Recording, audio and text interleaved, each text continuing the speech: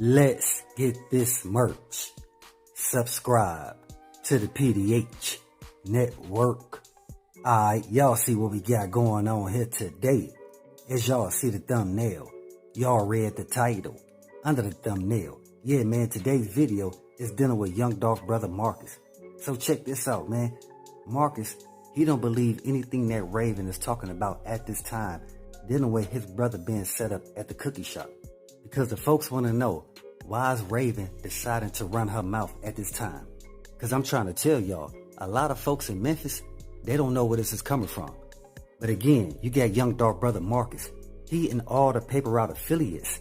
Even Key Glock don't believe a word coming out Big Tipper, Scripper, Raven mouth. Yeah, y'all heard me right, Scripper.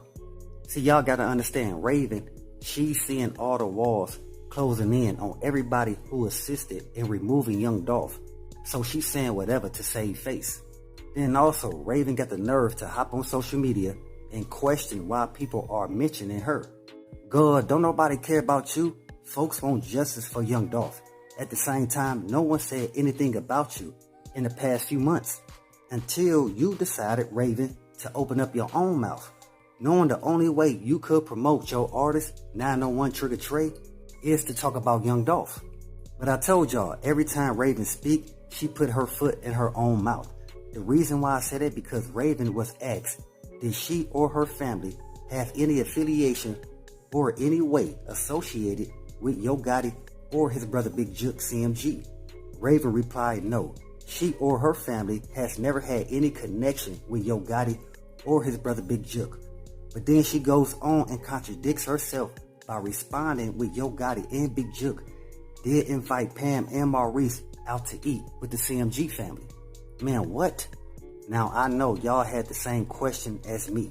When Raven stated Yo Gotti invited Pam and Maurice out to a dinner with his family, I'm thinking, what did y'all do for Yo Gotti in order for y'all to eat at the same table with him?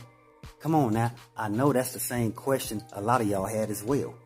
Now, it did have me thinking, did Yo Gotti acquire a percentage of the cookie shop from Pam and Maurice for a nice price? Possibly. Then Raven also included that her so-called artist, 901 Trigger Trey, had done a couple shows with the different CMG artists. Not to mention her sister, whom is a radio personality, only interviewing the CMG artists, but not the paper route artists, who were freely promoting Makita's, your family place of business, something that no CMG artist or affiliate has ever done for y'all, but under young Dolph, the paper route artist has. So let's get this straight. I know all the young Dolph fans and supporters heard the same thing I did. Now let's go back.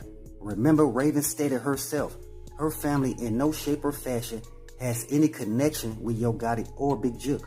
But at the same time, everything she stated is in direct connection with Yo Gotti and Big Juke and not their affiliates.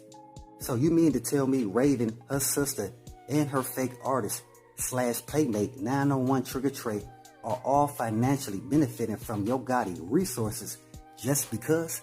Nah, man, you can't get us with that. Come on now. So Raven telling us, all the young Dolph fans and supporters, that Yo Gotti and Big Juke just decided to look out for her sister, her artist, out the blue? Again, the question still remains, Raven. And that's why the Yo Gotti and his brother Big Juke do all this after young Dolph got sent up at the cookie shop. Again, I told y'all, every time Raven speak, she's showing the folks that she got paid to play her part in setting up young Dolph by luring him to the cookie shop. We knew something was funny from the beginning when folks found out that Pam, Maurice, and Raven was nowhere in the cookie shop during that whole young Dolph setup.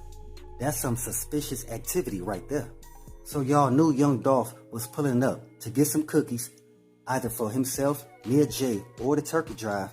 Remember, these are all the different narratives that Raven created as to the reason why young Dolph pulled up to Makita's in the first place. Also, I don't know if y'all remember, Raven, the one who wasn't in Makita's during the whole setup, stated one of the employees informed her a man called the cookie shop once young Dolph and Marcus walked in and was barely on the phone for 10 seconds before hanging up, and once the employee hung up, that's when Straight Drop and Cornelius Smith allegedly hopped out the white Benz it started spraying shells everywhere.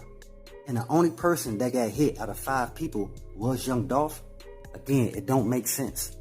That's why I still believe that Maurice let Govan through the back door so he could have a clear shot on young Dolph.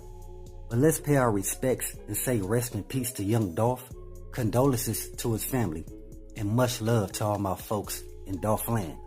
Again, to all my folks in Dolph land, I know y'all lost a real one out there, but keep y'all head up. Y'all will soon get justice for young Dolph's untimely demise. Because we all see your boy Jamarcus, he's willing to tell everything. See, while the whole play was going down on young Dolph, Maurice, he was in the back of the cookie shop talking about he didn't hear anything. The only thing he said he heard was the glass shatter. Man, what? You heard the glass shatter but not the shells flying from the burner? Come on, man. See, I told y'all before, they lucky that the Scorpion unit hid the real camera footage because it's more hands tied to taking out young Dolph than y'all will believe. Plus, y'all can even see the people that assisted in taking out young Dolph, that Paper Route Frank, he never had issues with them. But for the right price, folks will go against the grain. And that's what we're seeing from Raven and everybody she collaborated with to assist in taking out Paper Route Frank. Because we all know Yo Gotti and his brother Big Jook, they had a bunch of paid pawns in position around them. And right now, the one who admitted to orchestrating the young Dolph setup, whom is Govan, is out on bond. But you got Straight Drop Brother informing the Alphabet Boys. But you got Straight Drop Brother. But you got Straight Drop Brother. But you got Straight Drop Brother.